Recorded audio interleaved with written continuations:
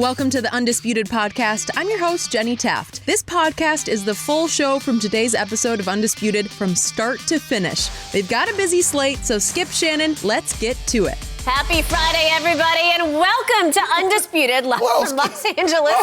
I'm Jen Hale here with at least Shannon, Sharpe. Yeah. Good morning, everybody, and we have a mystery guest. Skip's not here today. Where's Skip? I'm someone else. Skip's sick today. What? He said he couldn't come in after what happened last night, so he's not going to be in for today's show. Was it the flu, stomach ache, heartache? It's cowboy flu. It's going around in Cowboy Nation. Everybody's got it. Yeah. Skip, I got something for you today. You like that, Skip, right there? I don't know what it is. This right here is Hennessy sent me a limited edition. They only made 70 bottles of Hennessy. This is bottle number 39. I was so certain that the Cowboys were going to lose, I went and bought a pair of red bottoms to match my display, to match my pants. That's how certain I was they were going to lose last night. Somebody gave you those. No, they didn't. Skip, how you doing today? Well, I guess I got to suck it up, and I got to take my medicine. So it's enough of that. Come on, Skip. I should throw these, but... Okay, let's do this, Chef Shay. How you doing, Skip? What are you going to serve up today?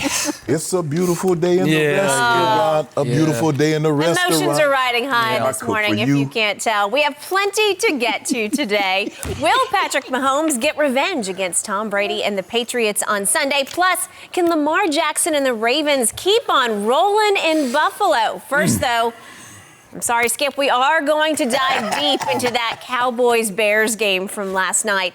It was another test and another loss for the Cowboys.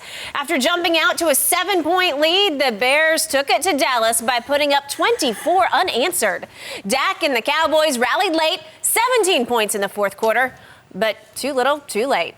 Dallas falls to 6-7 on the season, but the Cowboys do still remain in first place in their division. Shannon, will the Cowboys you saw last night be able to win the NFC East? The Cowboys that I saw last night, Skip, they might not win another game if they play like that. Skip, that was abysmal. That was very, very disappointing, considering Jerry's tried some of everything to turn this thing around. Skip, if you look at the Cowboys, it seems like the last 2 weeks, the first 15, 20 plays are scripted. Now, last night, what we saw, Skip, that was the longest drive in terms of as far as plays and time of possession that someone has scored on an opening drive. I think it's in the last 15 NFL seasons. Let that sink in. So what was it? It's like 17 plays, almost 9 minutes? And after that, they did absolutely nothing. So what it tells me is that they have a great game plan because the team has an idea what they think because they scripted the plays. But after that, Skip, they don't make any adjustments. We saw that. Now, this is the second week in a row we've seen this, Skip. That is true. They open up against Buffalo, great drive, go right down the field. They open up against last night against the Bears, they go right down the field. They did. The defense goes to the sideline, makes adjustment. It seems like Kellen Moore does not make adjustments. And boom. And this is what we got, Skip. That was very disappointing considering all the talk. Remember, Skip, he got chippy at practice. There's a lot of chippiness going on. There was a lot of pushing and talking. And Dak said, we had done enough of talking. Well, Dak maybe need to do some more talking. We're going to talk about him a little later. Skip, it's Amari Cooper. Because 1 minute he's on the sideline, he's like, I can't make it. And then he runs. He's kicking his foot up in the air like, my foot. You saw that too, huh? My foot. You saw that too, huh? I came up lame, man. I can't go. You saw that. The first half, 1 reception, 15 yards in the first half. Second half, 5 for 68, and we know all of a sudden he's playing really well. Skip, I'm so disappointed in the Cowboys, Skip, because maybe we need to stop this. Pro Football Focus, Skip Bayless, and all these other analysts, stop saying the Cowboys are the most talented team. Because we already know talent alone does not win you a championship. Because what is telling me, okay, they might be talented, but they're not playing. There's a disconnect somewhere. And I told Jerry, you need to stop talking because they're not listening to you. You've already threatened to fire everybody. Then you put your arms around Jason and tell him that's your life, that's your football lifer. And now you're resolute. Skip, I told you this was happening. I said, you're not going to make the playoffs. The Eagles squandered an opportunity last week because they could have won last week, win this week, now they're in first place, but they didn't happen. They're going to tie you up this week. You guys are in a tailspin. The Rams are going to come and beat you. I'm telling you, I'm just going to go. The Rams are going to come and beat you. But where you messed up at, Skip, was the kickoff. When you went there, you weren't prepared to play that game. That's disappointing. That's what y'all put on TV, and I had to watch it. I loved every minute of it, though. But I had to watch that. You probably turned up the sound. No, I didn't turn up the sound, Skip. No. I was like, ooh. Okay, maybe you just turned up last night. I did turn up. Me and old Johnny, our stage manager, going to hit that bottle after. Really? Yeah. Okay. They only made 7 of them, so I hope Johnny don't hit it too hard. Well, we don't have a show tomorrow, so maybe you can get away with it. Go ahead. You done? Yeah, I'm done. Today, I cannot fight back. But I am warning you, it ain't over. No. We still have a long way to go, especially when it comes to the NFC least. Because unfortunately or fortunately, somebody has to win this division. Right. And somebody's going to get a home playoff game by default. Somebody is going to be the lesser of two evils between Dallas and Philadelphia. Two lessers of evils. Well, but somebody's going to be the lesser. Right. And you know who I think that somebody will still be.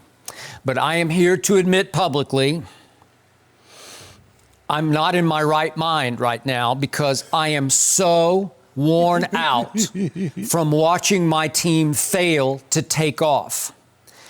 I keep waiting for the quote-unquote most talented team in the NFL, the team that every pregame show going into every game I watch, they all pick Dallas. It just goes across. Who you got? Dallas. Oh, it's Dallas, Dallas, Dallas, Dallas. They all just, oh, it's Dallas. We're the smart right? ones. Who do we pick? Yeah. The Okay. Bears. Okay, we both picked the Bears. Exactly. We smart. But I keep waiting for that moment of ignition, that launch, that one defining moment in which they finally hit on all their many cylinders. And the NFL collectively sits back and says, uh-oh, here they come. I keep waiting for that moment. Skip, you've had that the last 3 weeks. You've had national televised games. I keep telling you, I'm on the edge of my seat, and then I'm finally on the floor waiting for that moment. And it's excruciating to me. And I'm worn thin. I'm worn down to the bone where I can't. I've tried every jinx breaker known to man. One of Ernestine's friends sent me a pair of cowboy socks, which I usually wouldn't wear. So last night I said, you know what? Maybe that's it. I'll try my cowboy socks. No.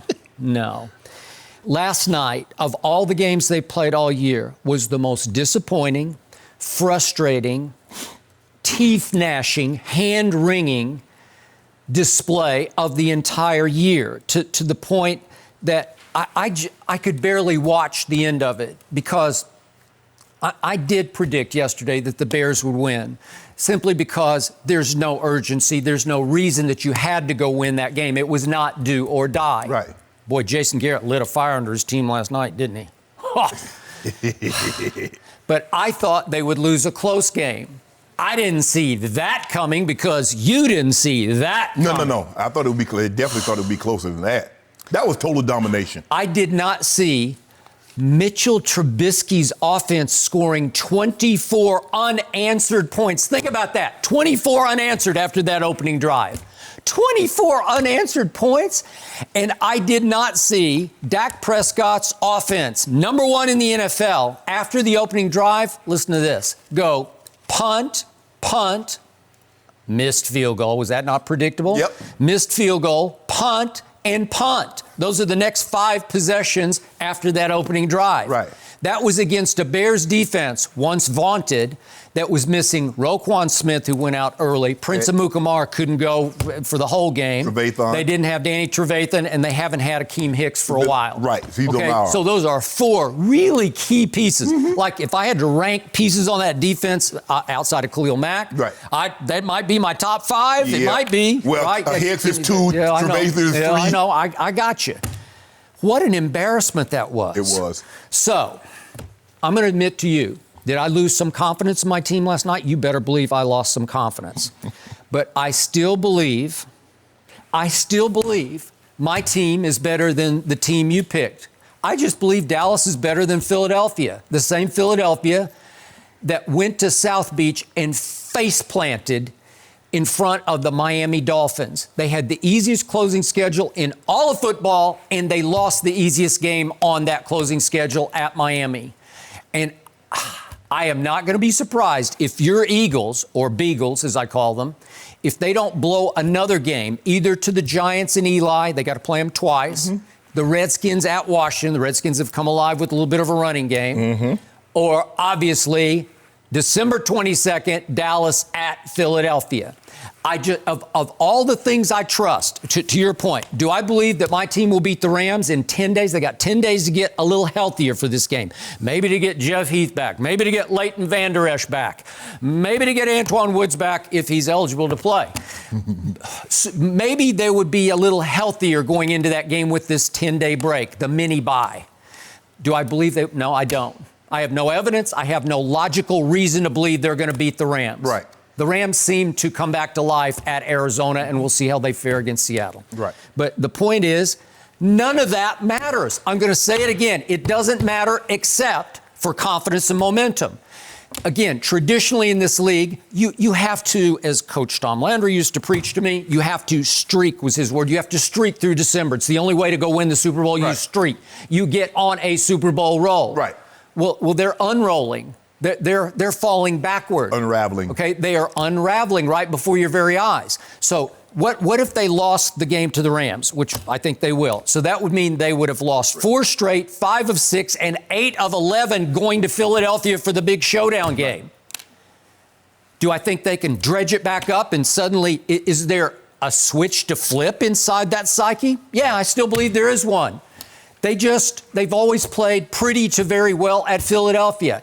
They play very well within the division. They're still undefeated, believe it or not, in the division. Right. So do I believe that they can flip whatever that deep, dark switch is that's hidden down inside? Yeah, I do. Yes, Skip, but you keep saying that you believe they can. But you had to be so disappointed because maybe for the first time all year, all of your phases were awful. Normally we see the offense play really well and the defense play bad. Okay. The defense play good, the offense play bad. Like I said, it was the most frustrating game of the year, most disappointing. Skip, look. Mitchell Jackson looked good last night. I mean, Mitchell Trubisky. I thought I was thinking about Lamar Jackson. Mitchell Trubisky. You mean Lamar Trubisky? He's Lamar Trubisky. My defense turned him into Lamar Trubisky last night. They did. Skip, how do you let Lamar Jackson should be the only quarterback currently playing that can juke a DB out of his shoes. Mitchell Trubisky, I think it was Woods. Was that Woods? Antoine Woods. Xavier Woods. Xavier Woods. Yeah. Shook him out of his shoes, Skip. He did. I thought he shook the whole secondary out of its shoes. I'm like, really? 23 yards right through my heart. But Skip, we talked about him now. We didn't think, and I still don't think he has the kind of mobility that Josh Allen, but you have to pay him attention because he can. He is somewhat athletic. Yes. He is. He's a big kid. And what did he do? There were 2 occasions they had him on 3rd down, and what did he do? He escaped the pocket and pick up 20 on one and pick up 7 on another, and it's a 1st down. Come on, Cowboys. Chris Richard. But you see, we blaming Jason Garrett. Now, we ain't gonna talk about the adjustments that the offensive coordinator, Kellen Moore, did not make. We're not going to talk about how Chris Richard, Rod Marinelli, they tell you he's great. Warren Sapp, the great defensive line Hall of Fame from the Tampa Bay Bucs, swears by Rod Marinelli. What's going on with that defense, Skip? Come on now. Last night, for the first time in my life, I actually missed Jeff Heath. I never thought I'd say those words. I missed Jeff Heath. I love you, Jeff. You're great. No. You say no. He looks like a Pro Bowler compared to what I saw out there last night. Am I right? Yeah. Okay, why am I clinging to whatever's left of my hope in my heart? I still love my quarterback. We're going to give him a letter grade in just a few minutes here. But he got off to not a good start, a great start. Yes. He converted 3 straight 3rd and fairly longs. One was really long in the opening 17-play drive. Yep. And he closed with 2 great throws that I will talk about in a few minutes. In between, he flat out stunk. Because after they went 4 for 4 on 3rd down in the opening drive, from there on they went 2 for 11, and he stunk. It was his most disappointing game of this season, in which his stats have been off the charts. And his final bottom line stats are still pretty good. He had another 300-yard passing game, but I'm going to give in today to you.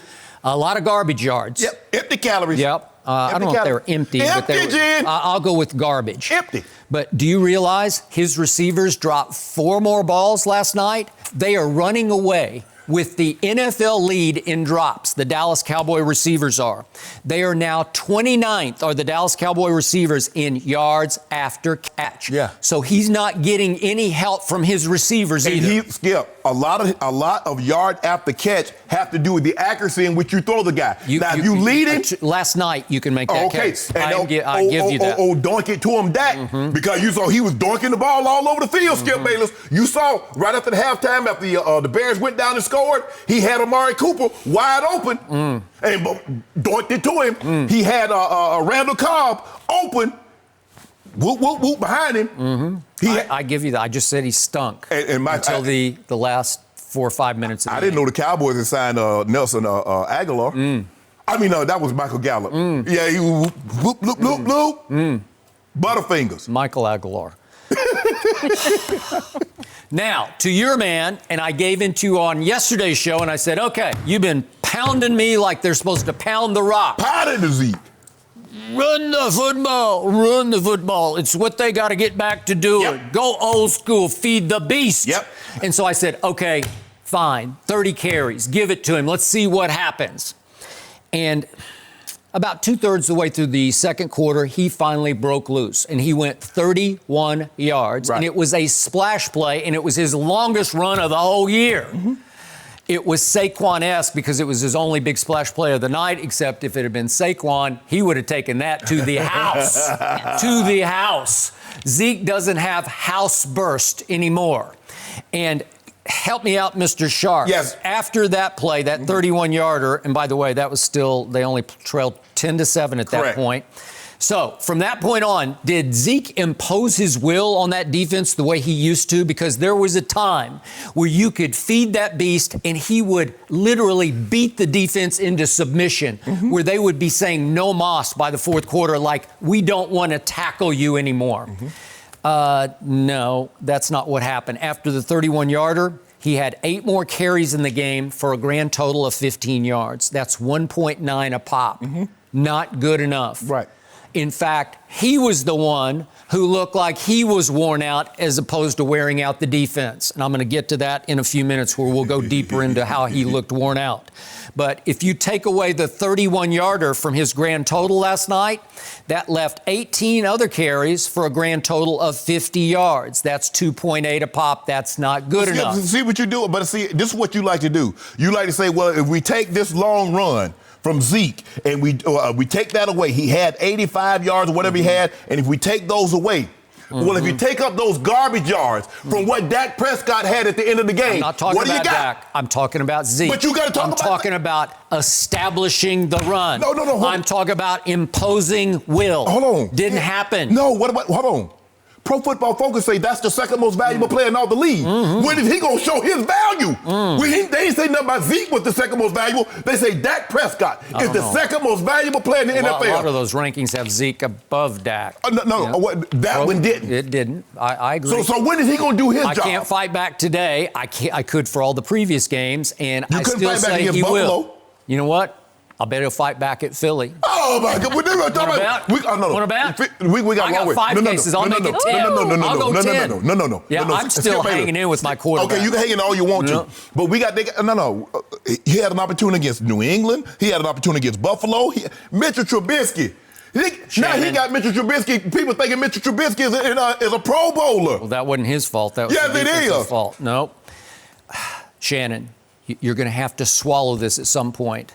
Ezekiel Elliott is not who he used to be. Jerry dramatically overpaid him. He's not a $90 million running back. How about this here? And at some point in time, you and others are going to have to admit Dak is not what you want him to be. Okay, this team will go as far as he throws it. Well, that ain't this very is far. Dak Prescott's team. It won't this be is very a far. passing football team. Every time they try to establish run the football, says Eric Dickerson, says Shannon Sharpe, the Hall of Famers, you got to run the ball. How? Show me. They try. Okay, Skip. And there are too many zeros and ones and minus twos. Okay. 0, okay. 1, minus 2. Okay, Skip Bayless, I'm going to give you that. Score was 10-7. They ran Where is that doing all that passing when the score was 10-7? How did the score get to be 24-7 if Dak is what you say he is? He had a bad night. No. You can't have no bad night. You're the second most valuable player. When has Lamar Jackson had a bad night? When has Russell Wilson had a bad night? Well, how about this? There's another guy who makes $100 million. Dak's still making like $400,000. The other guy who last year, I'm talking about, no, there's no D in law. It's Marcus Lawrence. It's not D Marcus, it's no D. He lost the D last night. DeMarcus Lawrence, this was a game, and Jerry Jones said after the game, he said, this was the game we had pointed to. I'm paraphrasing what he said, but his point was, we thought we were going to come up here against a good football team and show out like this was going to be our night to take off. Yeah. Okay? Well, if that's going to happen, then you have to have somebody as the driving force of your defense. You have to have a Khalil Mack who says, okay, I'm going to take this game over. I'm going to torment Mitch Trubisky. I'm going to fumble him. I'm going to strip him. I'm going to be all over him until he's flinching in the pocket. Guess what? DeMarcus Lawrence, I think he played last night, but I'm not sure about this because I'm looking at the numbers, and he registered 1 solo, 1 assisted, no sacks, no quarterback hits, no tackles for losses. That's $100 million worth of Pro Bowl defensive end. Help me out. That's the game where, isn't that the one where you just take over? The Bears have struggled protecting him. Boy, they protected him last night. Hey, I'm like that emoji. Huh? One of those? Like that? Okay. So, and that brings me finally to my head coach. No, Skip. See, you going to put it off on him. Don't do that, Skip. I'm going to say it again. I'm not being 20/20 hindsight about this. After his second full season back on ESPN, this is going back to his 2012 year in which he went another 8-8. I said, that's enough. He's not a head coach. You have to move on, Jerry. That was after 2012. That's how long ago I first said he's not the answer. Okay. And after they lost at New England and Jerry tried to light a fire because he lit him up after the game. That was as critical as Jerry's ever been of not only Jason, but of the whole coaching staff. I said, that's enough, Jerry. You need to do it now. Do it ahead of the Thursday game because time is running out. That hourglass, the last few sands are about to leak to the bottom, right? And the point is, you need to somehow let somebody else try to light a fire by just changing the voice in the locker room. I don't care. Chris Richard, Rod Marinelli. Did you see his defense? Okay, it doesn't matter how the defense. You just need a different voice. You need a new shake-up dynamic. You need to have the locker room looking over his shoulder like, damn, Jerry did that? He fired him? Yeah. Okay, and make a stretch run. You ain't making no stretch run. Stop it. What is the Einstein definition of insanity? It's doing something over and over, expecting a different result. So Jerry's insane because he keep marching his butt down, making all these sound bites, and they keep catching these L's. What does Jason Garrett say? What did he say after the game? I just do what I put my head down and we start preparing for the next game. Yep. It's the definition of insanity because there's no fire lit. There's no spark. He's not going to be a guy who's going to shake it up by a demotion or a promotion of some player. Because you don't have that kind of. But I want you to tell me. You tell me that they win division titles. They went on this great run in spite of Jason. Win games in spite of Jason. If that's your guy, you tell me that he's the second most valuable player. You got all these all-stars. Skip, that defense, that offensive line last night gave up a sack with a 3-man rush, and you got $60 million. Tyron Smith, one of the highest paid left tackles. Your center, one of the highest paid centers. Zach Martin, highest paid right guard. And your right tackle, the highest paid right tackle. And they gave up a sack to a 3-man rush. But don't nobody say anything about Mark Colombo, who's the O-line coach. That defense couldn't tackle me, you, or Jen. Nobody's talking about Chris Richard and Rod Marinelli. And after that first drive, what did the offense do? Jack, and nothing, but nobody's mentioned Kellen Moore. Everybody's talking about Jason Garrett. All those guys, Jerry Jones hired, but nobody's taking responsibility. They dump it in a Red's lap. That's bull jive, and you know it. It's not bull jive. It starts and finishes with that quote-unquote head coach. It starts and finishes with that owner. Okay, well, I'll buy that. I can't fire him, but I can get the well, the Cowboys should start tanking and hope they can get a new owner. Start tanking. You tank for the best player, tank for the best owner. I'm going to have the last laugh. No, you ain't have no laugh. I will.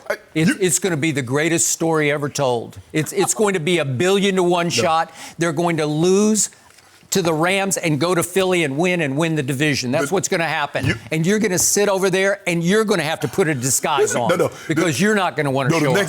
You going to go to 20th Century Fox. You going to go to the big movie studio and get this makeup because you really going to be in disguise. No mercy. Dak Prescott and the Cowboys jumped out to a 7-point first quarter lead last night, but after that, Dallas would not score again until the fourth quarter. Ezekiel Elliott found the end zone twice, but Shannon, I'm sorry, he failed to reach 100 yards on the ground for the 5th straight game. The Cowboys defense, gave up over 150 yards on the ground. Mitchell Trubisky racked up 4 total touchdowns against that struggling Dallas D. Shannon, what do you think was the turning point of this game? The kickoff. As soon as Dallas got on the field, it was over. Yeah, I saw it. I saw like a classic opening drive. Okay. You're wrong again. Okay. Skip, look, and we kind of touched on this earlier. I just don't think the Cowboys make the proper adjustments offensively. Skip, when you script it, this is scripted. Now the defense gets an opportunity to adjust what you've done. Now you need to make adjustments. Okay, I granted, you might not go score on your next drive, Skip, because they've made adjustments. Now you need to make adjustments once you see what their adjustments are. But to go that length of time, to go an entire, 3, I think they had the ball up because the drive was so long in the first half. I think the Cowboys had 1 possession, 2 possessions, but it was only 1 play in the first quarter because the first drive of theirs was so long. And even the Chicago ate up clock until Trubisky threw that interception. But the entire second quarter and the entire third quarter, you make no adjustment, Skip. That was nothing. I'm like, y'all can't even move the ball. Y'all can't. Oh, wait. Number one, Dallas went to the game last night, Skip. Who is number 1 in third down conversion, Skip? We were. You said it. Were. Past tense. I think we still are. I don't think so. Pretty good last night. You're pretty good? Yeah. So you start 4 for 4, then you go 0 for 8? Well, overall, we were pretty good. 6 of 14, I believe. That ain't good. Okay. Well, 6 of 12 is 50%. Okay. If you go 6 of 14, Skip Bayless, I guarantee you, your record will be worse than what it was if you wasn't number 1 in third down. But anyway, you're number 1 in third down. See, again, it comes from all these old guys. See, like what you did right there? We ended up pretty good. Game was out of hand, though. Well, it's not like a Carson Wentz 3 of 13 third down. Whoa. You were 0 for 8. 0 for 8. So at one point in time, Skip, you were 4 for 12. Truth be told, at one point in time, Skip Bayless, you were 4 of 12, which is worse than Carson Wentz's 3 of 13. Anyway, Skip, look, I wish I could make you feel better. I don't need to feel better. I'm not trying to make you feel better. I'm trying to make you hurt. I'm tired of everybody, mainly led by you. Yeah. Only Troy Aikman and I can see. Okay. That it's not Jason Garrett's fault. Not entirely. But he takes all the blame. Skip, what about that tackler last night? You said your $100 million guy had 1 tackle, 1 assist, no pressures, no QB hits. And you paid him 20. He's one of the highest paid, 2 or 3 highest paid defensive ends, and he gave you that performance. Jalen Smith. Flying around. Where the flying? I ain't seen no flying last night. They were actually picking on him with the pass. You saw that? 3 times in a row. Yep. What they telling you? You know who can cover? Wolf Hunter can cover. He can run, and he's rangy, and he can cover. Well, and he's out. Yeah. One of the best abilities a player can have is availability. Well, so he wasn't available. When you have a neck problem, you got a problem. How's that my problem? That's the Cowboys' problem. He had neck problems in college, didn't he? I can't remember if it's a neck problem. He had all kinds of problems. Yep. Exactly. So this is what I'm looking. I don't even want to talk this way. Just help me turn this one down. At some point in time, Skip, there's enough blame to go around. Yes, we can blame Jason Garrett. He low-hanging fruit. The tree is just bent. The fruit is just bare. You like fruit. Apple, trees, Skip, when the fruit is bountiful. The branches like bend over. And so you just go, like grapevine, you just go, he's right there. Right. Jason Garrett's right there. He's low-hanging fruit. But you got to dig, like you say, Skip, there's layers to this. Like an onion, you got to peel down the layers. Yep. And if you peel down, Jerry said all the coaches he hired, because he hired them because if things didn't work out, Jason Garrett was strong enough to take the blowback. That's what Jerry said it. I ain't said this. So now, nobody's mentioned Chris Richard and that defense looked awful. Okay. Rod Marinelli, he's also a D coordinator, looked terrible. Colombo's offensive line couldn't keep a three-man rush out. Mm-hmm. Okay. At what point in time is somebody else's fault? Okay. It is my turn now to talk about what really happened in the game last night. You lost. That's what really happened. So the opening drive again was the longest in the last 15 years, 17 plays, and it was classic vintage, are we there yet kind of drive. And we saw one against Buffalo, which had more splash plays because this was grinding it out. Mm-hmm. Third down, 4 third down conversions. Mm-hmm. And my quarterback was Sharpe. My quarterback looked like he was about to be on fire for the whole game. But my team, because there's no real sense of urgency, because they know in the backs of their minds, this is not backs to wall, this is not do or die, then they sort of heave a big sigh of relief like, is that enough? Do we do enough? Do we win? No, you didn't win because there's a whole bunch of game left. Yeah. Okay. So what happens on the first Bears drive? Trubisky turns right back into Trubisky. Yep. And he throws a pass that's a head scratcher. I didn't even see a receiver in the vicinity. And guess what? My little man, Jordan Lewis, who picked off Drew Brees, I'm sorry to bring this up, in a big game at Jerry World about this time last year to end that game, he makes an Amari Cooper special. He makes a toe tap catch, right? He owed him. After what Cole Beasley did to him last week, he owed him. Okay, so that was the first Dallas Cowboy interception in over 300 defensive snaps.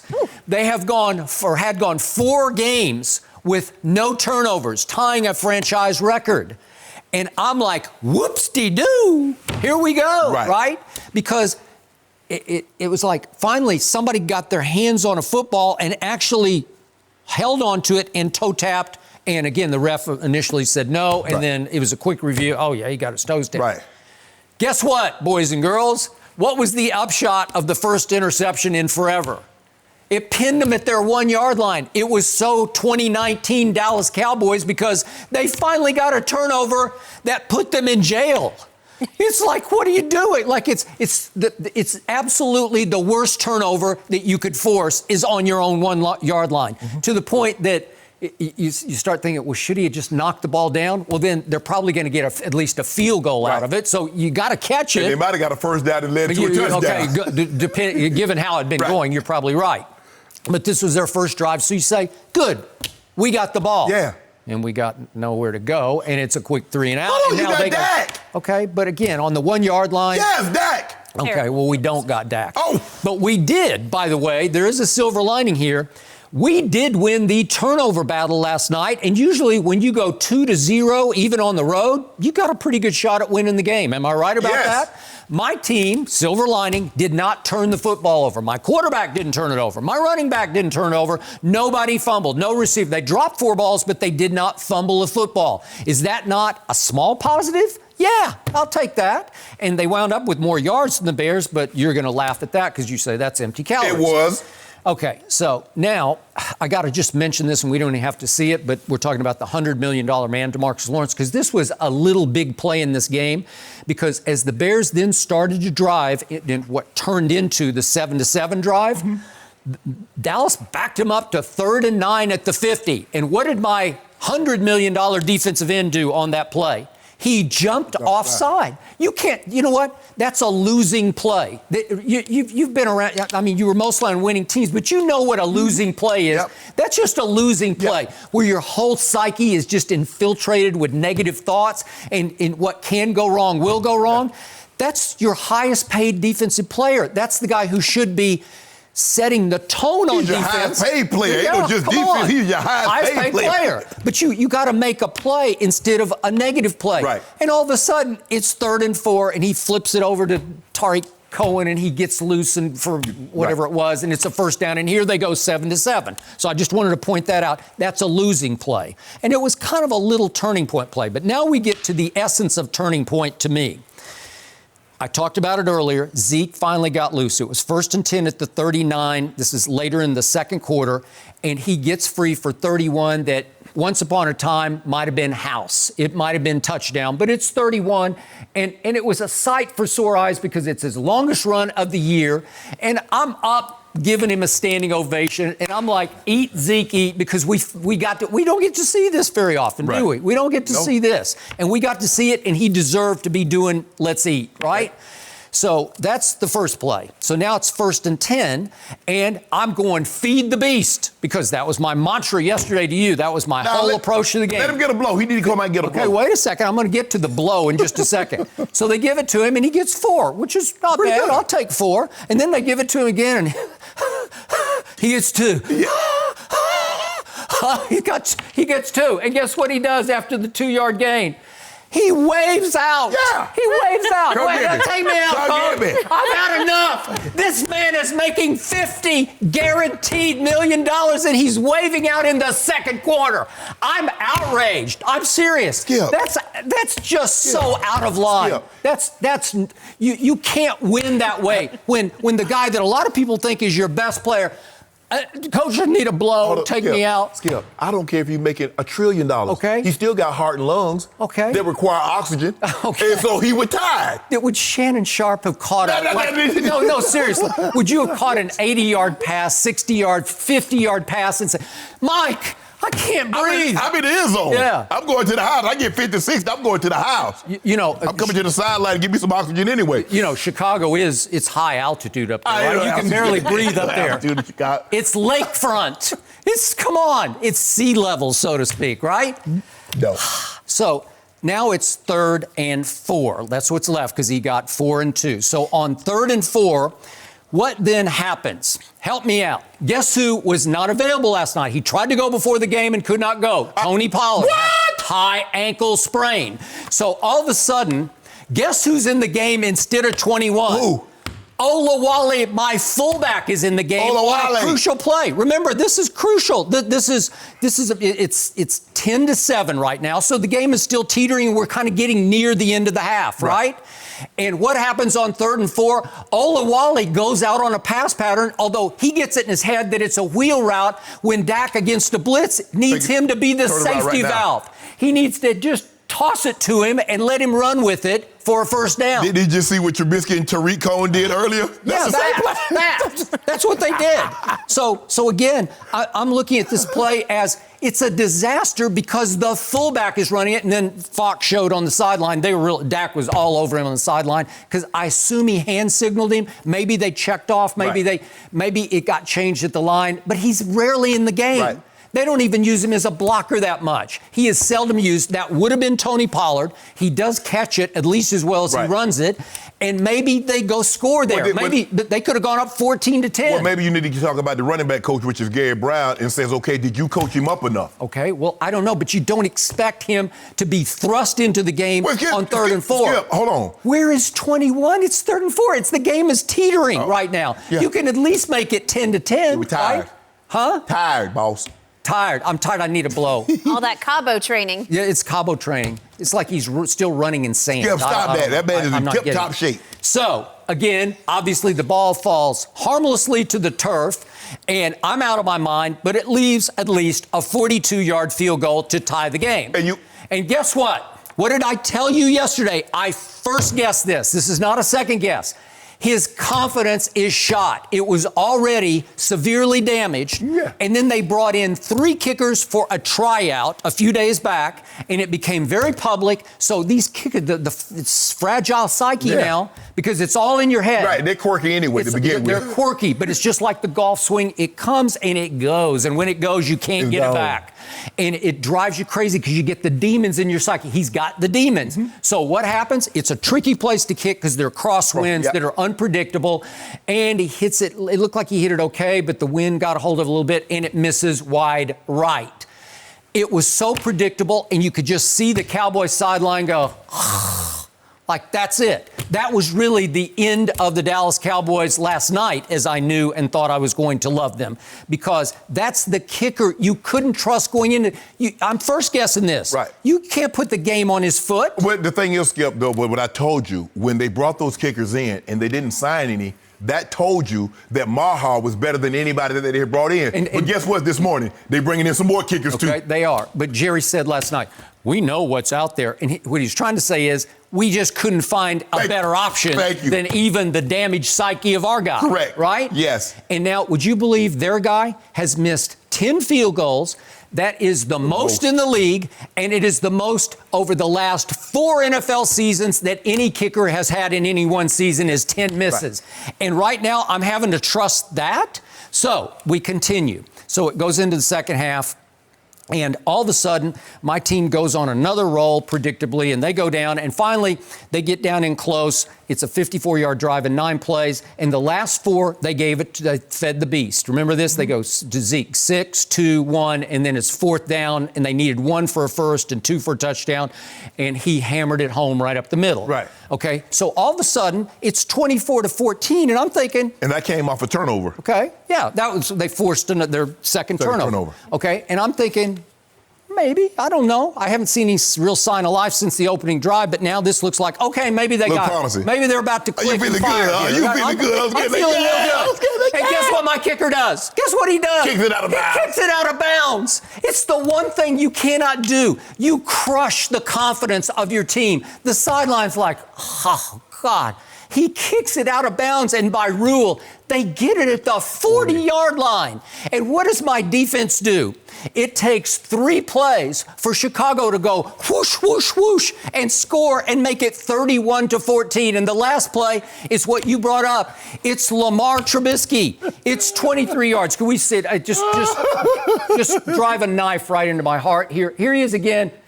Whoops. Xavier, no, whoops. And I immediately tweeted, my defense couldn't tackle me because they couldn't last night tackle me. I don't know. Lord. With that D-Law? With that D-Law that chased that man down, Skip? Yeah, he's trying. Because I saw one time they was getting on 51. Hater, it's like, you don't have that guy. You got the quarterback. Why are you chasing the dive? I don't know. So, I'm going to finish my torment by telling you that even though it was 31-14, time runs, and finally, my quarterback reconnects with Amari Cooper. And it is a thing of beauty.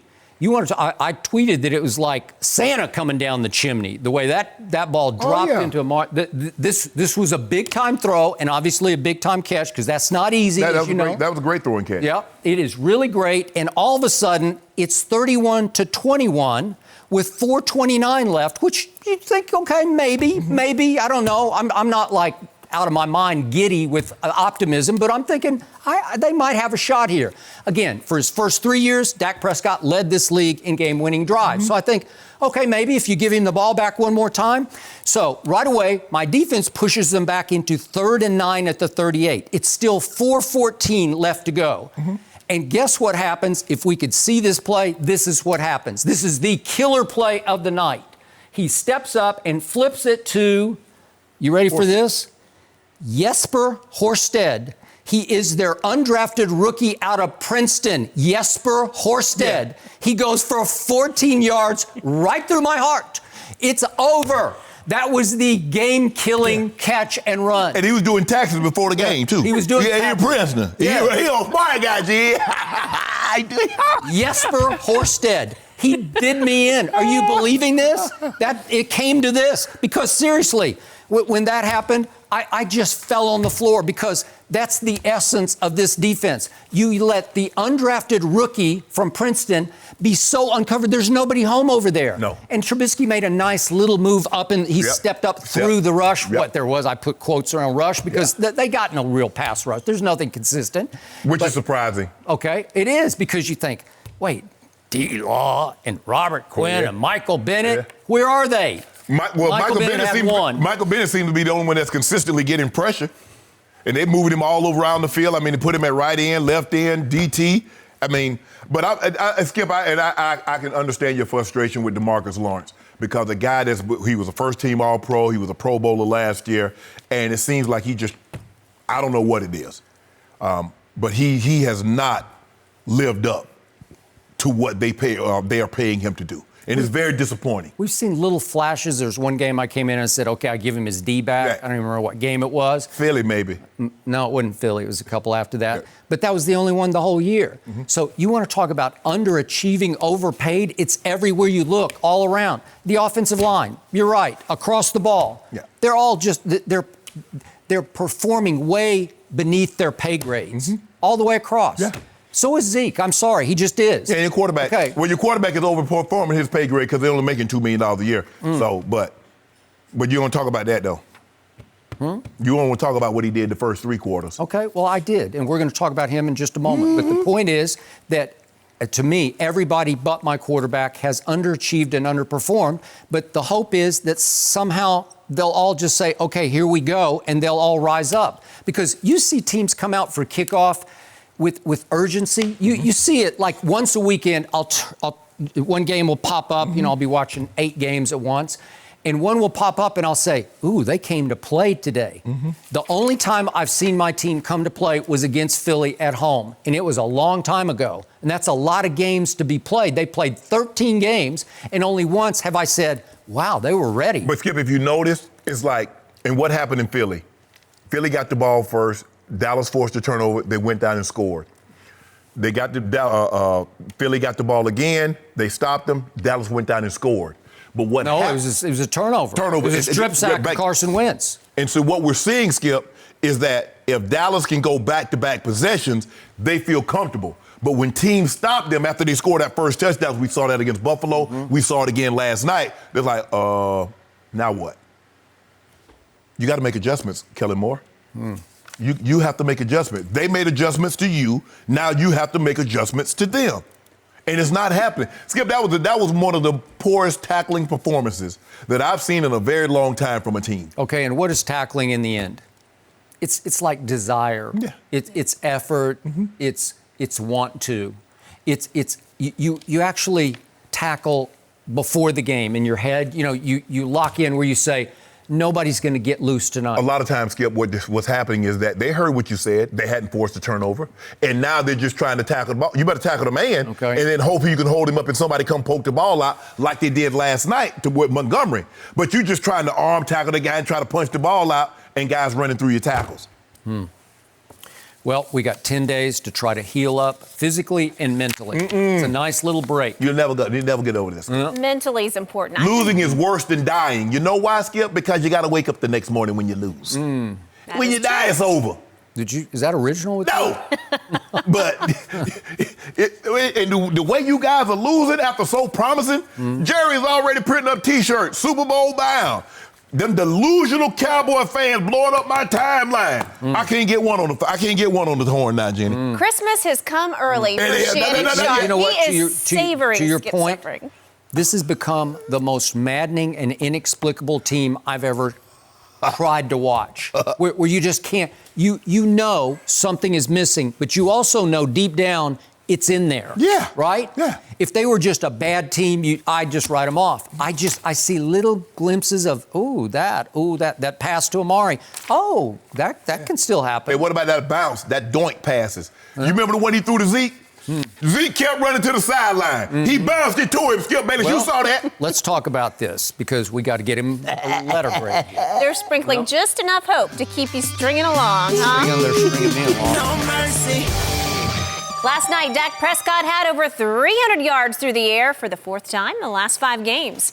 Unfortunately, all but 45 of those yards came while the Cowboys were trailing. Dak also threw a touchdown, but that did not come until the Cowboys were down 17 with less than 5 minutes left in the game. Shannon, what letter grade would you give Dak? Come on, for be his objective performance for last once night? in your life. F. F. Oh, Another F? wow. Yes. I wanted to give him an L for last, least, lower, lack, Well, luster. at least give him a G or an H. No, you know? he gets an F, Skip Bayless. You know he deserves it. Oh, doink it to him, Dak. Every time I come over here, I talk, walk it to him. You talk about limp it to him. You talk about bounce it to him. Yeah. And Wentz, W-I-N-C. Out of Wentz when he throw it. You listen carefully, Yeah, don't exactly. Now, doink it to him, Dak. Had Amari Cooper to start when they first got the ball. Carolina. Chicago goes down the field and scored, open the second half. Dak got Amari wide open. What did he do, Skip? Missed him. Must be thought Dak was Amari Cooper was like 2 feet tall, throwing the man at his shoes. And then the fourth down, Skip, he throw the ball to Zeke on the swing. Zeke don't even break stride. Nope. Head straight for the bench. That's your guy. Now, I'm trying to figure this out. Now, Pro Football Focus said, we talked about this yesterday, Jen. I don't know if you probably were traveling on your way here. I listened to your podcast. Yeah, oh, you did? Thank you. I do. I really appreciate that, way Jen. to go. Catch back up. The second, and Skip, he should have been first. The second most valuable player in the NFL, it's called WAR, wins above replacement. You like that, huh, Skip? Yeah, it's funny. Here's the value last night. I'm trying to figure the second most valuable player was 10 of 22, 110 pass yards until the game was a blowout. After the game became a blowout, he was 17 of 27 for 224 and a touchdown. He had only one meaningful drive. The first drive, he was 4 of 6 for 41 yards. Didn't convert another third down until the game was out of hand. Skip Bayless, he may not have lost the game, but he damn sure didn't help him win it, did he? Is it my turn? No, it's not your turn. Okay. F. And that's 3 weeks in a row, Skip Bayless. Your guy has gotten an F, and I want you to know he's failing this class. And so unless he does some extra credit work, he gonna flunk this class, Skip Bayless. Hey, he gonna have to repeat. Well, he flunked yours a long time ago. You gave him all Fs for 12 games and 1 A++ at Detroit. Inexplicable. I don't get it. No. You wanted me to hand out A's for beating the Dolphins and Washington and the Giants. I might have snuck a C in there or a B here or there, but I didn't get. But these last 3 weeks, I just want you to know he's failing. Now, he's going to have to do some extracurricular work, extra credit work, or he'll have to cut some grass. He's going to have to do something to get some points. Maybe Jerry could have a word with the teacher, right? No. Maybe he could slip a little something in the teacher's pocket. No. I'm one of those teachers, I don't want to talk to the coach. I don't want to talk to the dean. I don't want to talk to anybody. He come to this class. You come to get this work. Because guess what? When I send you out there to the world, Skip, that's my resume. You're a reflection of me if I taught you. Well, who taught you history? Who taught you science? Who taught you this? Mr. Sharpe. And he let you out of there with this, not knowing this?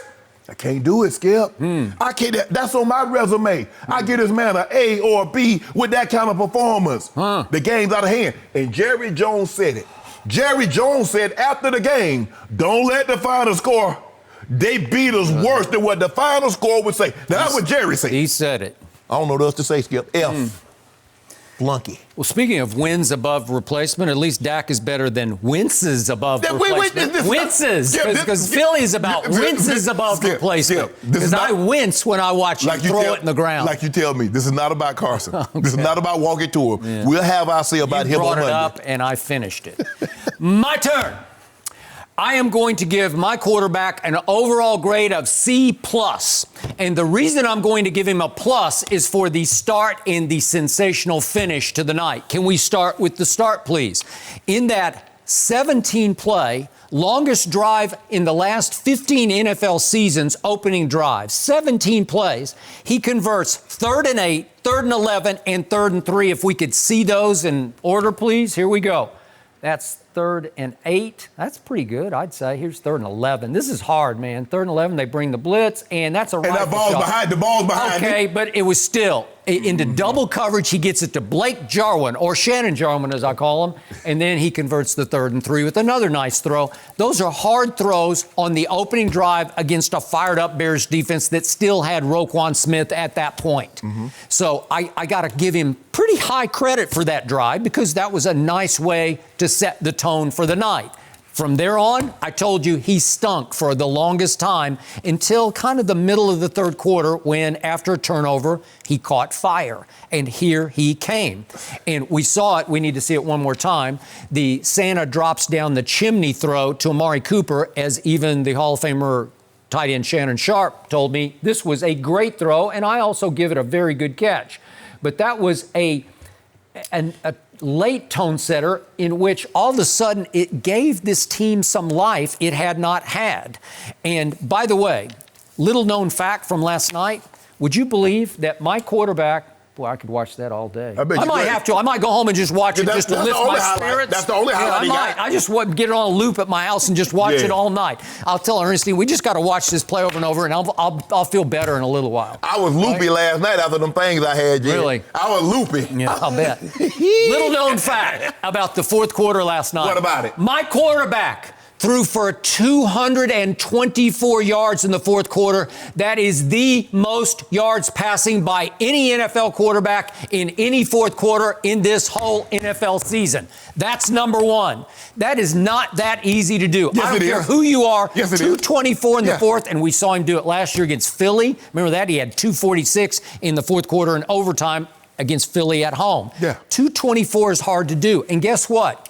It should have been much more. It could have been, I don't know how long this play was. It was probably, let me get the exact yards. It's at the end of the game, he's got a deep ball to a backup wide receiver named Cedric Wilson. It would have been 52 yards. This should have been a 52-yard touchdown. Tell me this isn't his best throw of the night. Look at this. He hit Cedric Wilson right in the hands. This is, you got to catch it. I know you're just the backup, but if he hangs on to that, he is going to score a touchdown, and it's going to be 31-28 with 27 seconds left. Okay. It's 37-28. You're still losing. No, 30. It would have been 31-28. Yeah, but you can still go lose. Okay, but you got 27 seconds left for an onside kick. But what I'm saying is, if Cedric somehow hangs on, and God bless him, I'm knocking on wood for him because he hurt his knee on the play because he jammed it in the ground. Yeah. But again, do I expect him to? But you can't drop it in any sweeter than that.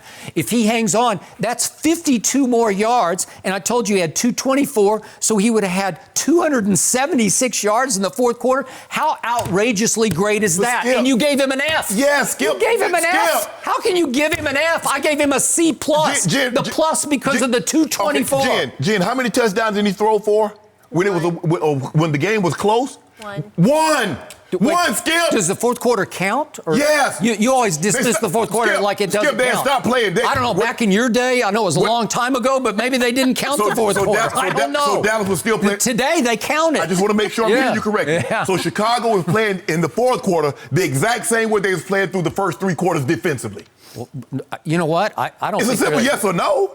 Playing the same? Yeah, I think they were playing the same. They were playing the same defense, same exotic cup. They're not trying to double anybody. Nobody doubles Amari anymore. Nobody's afraid of it. What I'm saying, Skip Bayless, is that they're playing nothing cheap, nothing deep. Once you build a big lead. Okay, so nothing deep is hard to pull off the throw to Amari and the throw to Cedric Wilson. Skip, that's 27 yards. Okay, which one? The one that you said dropped down the chimney, right? That was 19. Okay. All right, but that was a single covered route. Yeah, but I'm okay. Well, I just want to know, why couldn't he do this through the first three quarters? Okay, well, what I'm saying is he lost it for a while. He lost his accuracy. I think he lost his confidence. Jerry thinks he's trying to do too much. And again, is the contract hanging over his head? I think it's hanging over his head. Has it been a good strategy not to go ahead and make him a made man? Skip. Yeah, maybe it's been a bad strategy. Dak Prescott's going to lead the league in passing yards. How does Jerry Jones walk in there with Todd France, who's his agent, and say, all we got for you is $30 million, and that man led the league in passing yards? Well, I got to tell you, right now it's advantage Jerry in negotiation. I bet it's not advantage Jerry. I'll bet it is. Okay. Well, I mean, what would Shannon Sharpe say? No. 6 and 7. No. Right now it's 6 and 7. No.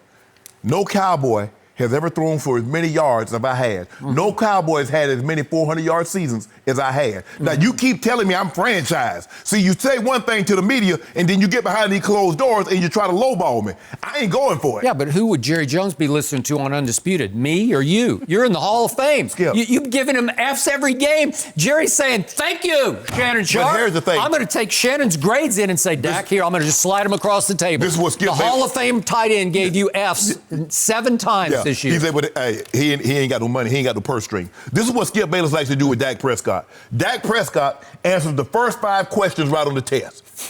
And then he gets the next 25 answers wrong.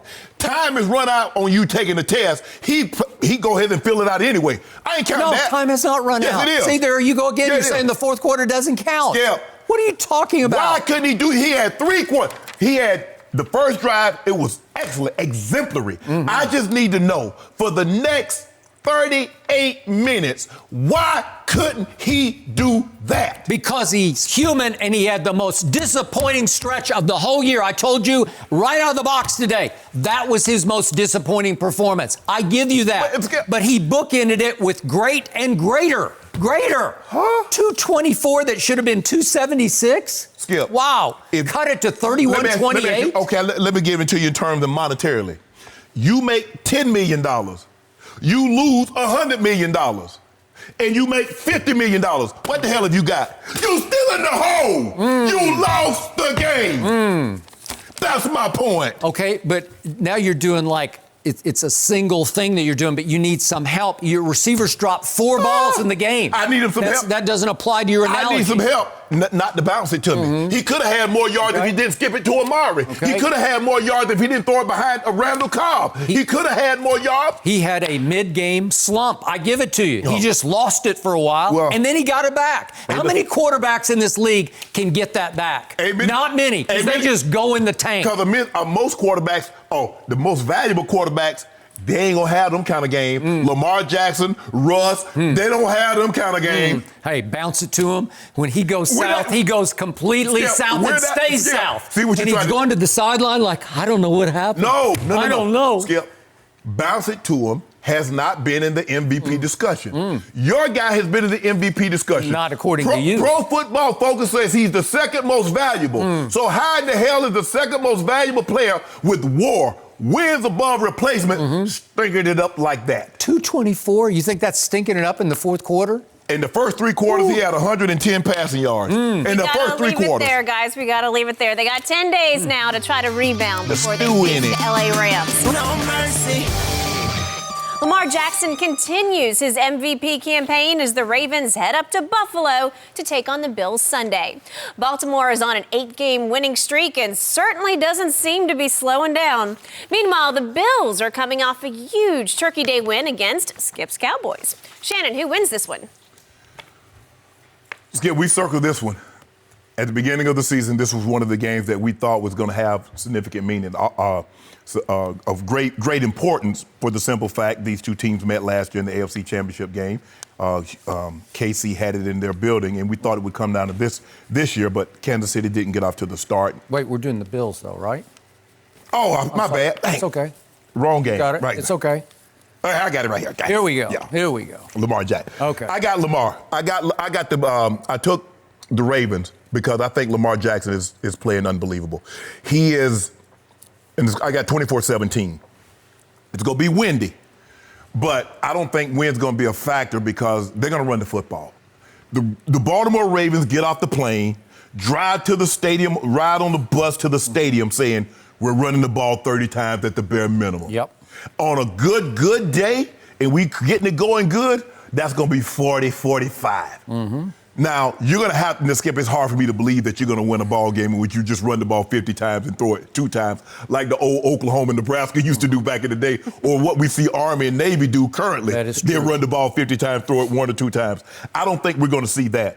But I do believe that the way Baltimore is playing, but not to sell Buffalo short now, Skip, after watching them on Thanksgiving last week, they're better than I thought. Especially defensively. They can make some plays. They don't have the big name offensive guys. You know, they run the ball pretty good. They got a nice 1-2 punch with Frank Gore and I forget the guy. Devin Singletary. Singletary. They got a nice little combo with those guys.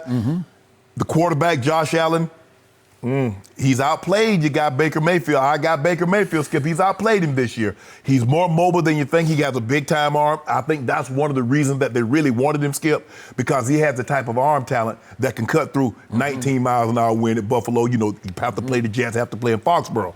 But I just think the difference in this ball game is going to be Lamar Jackson and his ability to make plays, not only with his arm, but he can make more plays than Josh Allen can with his legs. And so that's why I'm taking them 24-17. But I expect a tough, physical, kind of like what we saw last week with Baltimore and San Francisco. That's the kind of game I expect this week. Buffalo is tough out at home. And who knows, Skip, just think, if Buffalo were to win this game, and Kansas City, who we're going to talk about in a little bit, were to beat New England, they're tied. Now Buffalo gets an opportunity to go there and we beat them, we're in the front. That is true. So it's going to be interesting, but I can't pick against Lamar Jackson with the way he's playing right now. So I always root for Lamar, but I root a little harder for Tom Brady, at least at this point in Brady's career. So I will be the first to admit I might be picking this game with heart over head. Okay. You also make a good point that if Buffalo does win this game, all of a sudden, whoops, now it's Buffalo's right in the middle of things. Right. But I also will be the first to admit I might be being a prisoner of the Thanksgiving moment because I watched these Bills destroy my Cowboys. I thought that was a more thorough beating than last night was, even though last night was more disappointing because I thought they could beat Chicago, even though I picked the Bears to win just because I thought my team just didn't even care about it that much. But Buffalo is better than Chicago. And Buffalo dismantled my team after that opening drive on Thanksgiving. So maybe I'm a prisoner of saying, wait a second, Buffalo is really good. They are. Buffalo is still the NFL's best kept secret. But to me, even though Lamar and company are a 6.5-point favorite, I'm going to take the home team. And I'm going to take them because they have had, as opposed to Dallas. Dallas had to turn around and play Thursday to Thursday, but the Bills got 10 days off. Right. And it's huge, as you well know, at this point in the year to get 3 extra days. Absolutely. Just heal up a little bit, maybe more mentally than physically, but be a little readier to play at home against this juggernaut. And they have turned into a juggernaut. Man, Skip, to get 3-4 days off this late in the season, it's a beautiful thing. It's for your mind and your body. Yep. So, what do I know about the Bills? They're third in yards allowed and third in points allowed. That is really quietly good. And what do I know about their front? It's explosive and it's very athletic. They really impress me against Dak and Zeke and company because they're so athletic that they cover all your bases. You know, you can't get loose in the flat because they'll run you down. They're all over your quarterback. They hounded Dak Prescott into 2 big turnovers, as you recall, in that game. So I think with the secondary, there's not a more savvy, rangy secondary, a more experienced secondary than this secondary. So, again, that's the recipe for probably making it as tough on Lamar as any defense, including Belichick's, has made it on Lamar. But you will attest that Baltimore's offensive line this year has played better than Dallas. They've done a better job of protecting him because you see how they did against San Francisco, and we think San Francisco has as good a D-line in all of football, and I think Lamar got touched once. Okay, but you mentioned Devin Singletary. Yeah. He is emerging slowly but surely over the last month as a little force. He's little. He's 5'7". He's a rookie out of Florida Atlantic. But he can move the chains because he's hard to find and hard to tackle. He can catch it. And Frank Gore is still Frank Gore. Frank Gore. Third leading rusher in NFL history. You can run the rock. You can control the ball, which brings me to that quarterback. I did not love him. Maybe I didn't see enough of him, but I watched a couple of games against the better teams that he played, and he did not catch my eye, Josh Allen, until Thanksgiving late day afternoon. And boy, did he catch my eye because he hit me right between the eyes because he has a huge arm. And for what do we say is 240 or 50? He got to be because he's tall. He's 6'5" and a half at least. I think he's 250. Yeah. The man can move. He can. And we saw him run it all the way home against Dallas. And he's playing with this newfound poise I didn't see last year. I know it's the first time around, but all of a sudden, it looks like he's growing up right before your very eyes. And they have kind of a family culture that's centered around the head coach and the quarterback. And they do have sort of a love each other, familial feel to them. If you think about it, Skip, and he said they've taken a lot of cast off. Guys that nobody else wanted. They're on their second lives. We've embraced them. You get an opportunity to come here. Okay. Be yourself. Whatever you can do well, we're going to try to placate to that. Cole Beasley is a prime example of that. He is. He's found a home, and now he's having a career year. And he had his best game of the year, unfortunately, against my team. Would have had to do him proud. Oh, and so he's probably running hot right now. Yeah. And they're starting to really develop a connection. So all of a sudden, I say, this 9-3 team, they're legit. They're legit 9-3. Yeah. Okay. So I'm going to say they pull this off in the wind and it's going to be cold, and it's going to be a mostly run the rock game. I'm going to say 23-20. Mm-hmm. You got 24-17. Mm-hmm. So we're close, but reversed. Right. And again, I don't want to see Lamar get derailed, but I don't think this will slow them down. And again, we're going to talk about New England, Kansas City, because it's coming. It's coming right down the tracks, 1,000 miles an hour. And we'll talk about whether New England can survive that game. But if they can't, they're going to need, one way or the other, they need Buffalo to slow down the Baltimore team. I mean, Skip, Lamar Jackson, to do what he did against New England, then follow it up with San Francisco, and to do what he did against Deshaun, and to go beat Buffalo, Skip, they might as well just go ahead and hand him the trophy. That is true. But it seems like they're due as a team for a little bit of a letdown after the San Francisco Super Bowl they've been riding, Skip. They've been riding high now because think about New England, Houston, San Fran. Whew. Okay. Now it's like Buffalo. We got to get ready for Buffalo. They're legit. Yeah. Here we go. The 2 road wins, to go on the road and beat Buffalo and Seattle, and to beat Houston and New England at home and 49ers at home. Yep. And by the way, to sum this up, I'm going to give your Eagles one big plus this year, and it was their win at Buffalo. That was their most impressive game by far. Right. And it went quietly through the year, but when I look back, I say, wow, that was really good. It was. So my team beating Eagles, that was their only impressive win, and this was their impressive win. No mercy. For the second Thursday in a row, the Cowboys suffered a disappointing loss. After losing at home on Thanksgiving to the Bills, Dallas came up short again in Chicago last night. The Cowboys gave up 24 unanswered points and failed to score for 2 straight quarters. Despite falling to 6-7, believe it or not, the Cowboys still remain in first in their division. We are now joined by former Cowboys cornerback Orlando Scandrick. It has been an emotional morning here, I will warn you. We got to get you to weigh in, though. Do you still see the Cowboys winning the NFC East? My heart? Definitely. Head? Ooh, it's tough. They ain't a good football team right now. They're not playing good football. I don't see any positives there. I see a lot of finger pointing from the top to the bottom. Yeah, your guy. So, your bottom line is Eagles are going to survive? No. No, you can't even speak those words. See, now you got your heart. See, now you let your heart get it. I don't think that they're a good football team either. I think that they agree. go and make they bring back Fitzmagic. We haven't seen Fitzmagic since. But he's good for one of those games a year. Well, he used to be, and they just brought it back out of retirement. They have a 14-point lead, and that's what 28-14. What about the defense? You on that defense? You were talking about your team. You on the defense. I think they are what they are. 5-7. Both these teams are what they are. One's 5-7, one's 6-7. Dallas just has a little bit of advantage in my book because they got to win 1 game out of the next 3, and then they got to win 2. Actually, I'm gonna say 2. They got to win 2 out of the next 3, and 1 got to be against the Eagles. Anything can happen, but I found myself looking through these stats, and it was ugly. I think that game could have. The score didn't indicate what was really going on in that game. Okay. So you played for Jason Garrett for a long time. I did. So you know him up close and personal, inside and out. I do. I do not think he is the emotional answer this team needs right now because he can light no fires in that locker room. I get it. I think his voice has become stale. Yep. It's become stoic. I think the message is, it's clear as day that it's not getting there. I think that it's wearing on him, his job security week in and week out.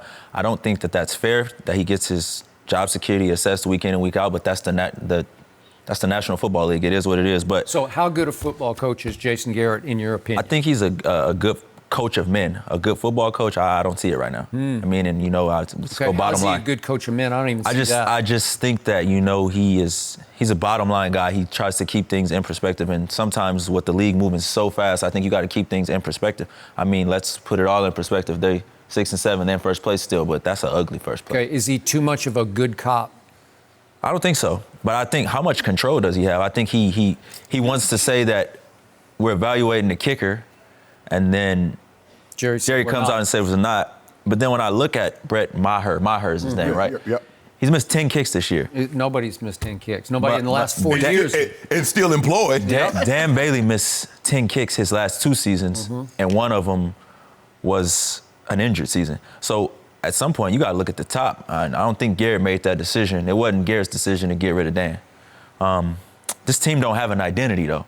You know, they pay a running back, you know, as much as I love Zeke, as much as we love Zeke. They pay a running back, and, you know, you look at that stat line, and it's 19 for 81, it's 4.3. Naturally, you're going to say, why don't they run the ball more?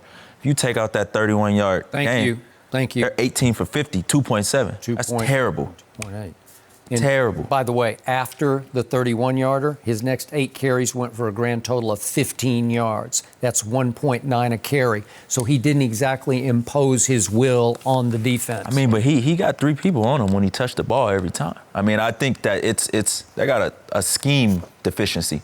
They're not being creative enough. I mean, whoever that falls on, whether it's Jason, whether it's Kellen, whether it's Jerry, whether it's Dak, I don't know who calling the plays there. Okay. So you know and I know that there's some switch down in there that you have to flip as a group. That switch broke right now. Well, they need to work on I'm asking you, does it exist? I don't know. I think this is Jason's strength right now, is trying to keep things in perspective and keep like that laser-like focus. But I don't know if that message is getting through. Like, you look at them in the third quarter after giving up that last touchdown and going down 31-14, they look defeated. Well, it's because the kicker then kicked the ball out of bounds. I mean, I don't understand him. I read a quote. He says, "I thought I hit the ball well tonight. I'm going to put my head on the pillow, and I'm going to sleep well tonight." He misses a field goal that's totally kills him. It killed him. Yeah. And then they go and cut the lead. They make it, what did they make it, 14? It was 24-14. 24-14, and then he goes and he hits the ball out of bounds. They get it on the 40. Can't do it. 2 first downs out of field goal range, and they go down and they score. In 3 plays, they scored. This defense, man. Yeah, talk about that.